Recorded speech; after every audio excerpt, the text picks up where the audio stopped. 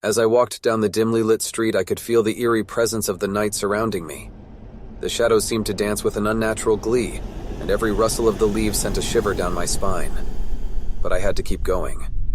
My car had broken down, and I was miles away from any civilization. The air grew colder as I ventured deeper into the darkness. My heart pounded in my chest, and the only sound I could hear was the echoing of my footsteps on the pavement. I tried to ignore the feeling of being watched, but it was impossible to shake off the sensation that someone or something was following me. Suddenly, a distant howl echoed through the night. My breath caught in my throat, and I quickened my pace. I told myself it was just a stray dog, but the fear in my gut told me otherwise. I wished I had taken a different route, but I had no choice now but to forge ahead. As I turned the corner, I noticed an old abandoned house looming in the distance. The windows were boarded up and the paint was peeling off the walls. It looked like something straight out of a horror movie. I hesitated for a moment but decided to take a closer look. Maybe I could find a phone inside and call for help.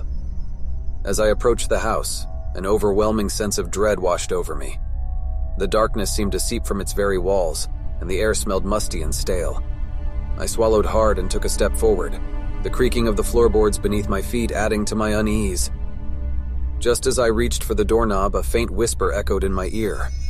I froze, my hand trembling. "Get out," the voice seemed to say, barely audible yet filled with menace. I turned around, but there was no one there. I was alone. My heart raced, and I decided to abandon the idea of finding a phone inside.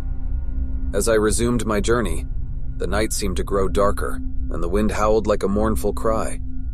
My mind played tricks on me, imagining shapes in the darkness, shadows that moved with a life of their own. I tried to convince myself that it was all in my head, but the fear was too overwhelming. The streetlights flickered and dimmed as I walked past them, leaving me in momentary darkness. Each time they came back to life, I half expected to see something standing there, watching me. But there was nothing, just the empty streets and the haunting silence. I quickened my pace, desperate to escape the oppressive darkness. My heart pounded louder in my ears, drowning out all other sounds. And then, just as I thought I couldn't take it anymore, I saw a glimmer of light up ahead. Relief washed over me as I approached what seemed to be a gas station. The bright fluorescent lights spilled onto the empty parking lot, offering a brief respite from the night's terrors. I stepped inside, hoping to find someone to help me. The gas station attendant was an old man, his eyes filled with weariness and wisdom. I told him about my car and asked if he could call for a tow truck. He nodded and made the call, assuring me that help would be on its way.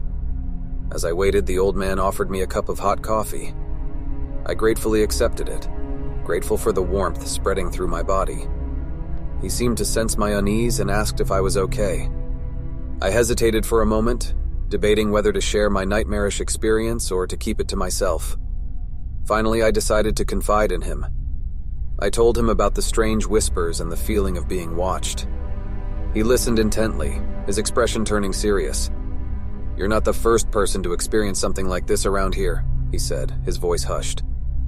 "This town has a dark history, and the night can be unforgiving to those who wander alone."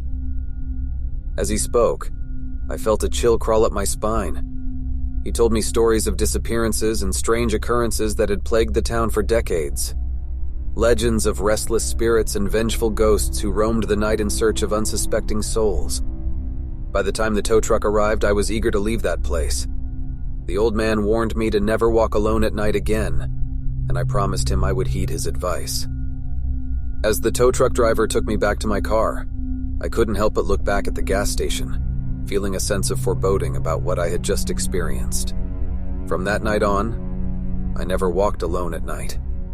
The fear of the unknown had left an indelible mark on my psyche, and though I tried to forget the horrors I had encountered, the memory of that night would haunt me forever. A chilling reminder that sometimes walking at night could lead you down a path of darkness and terror.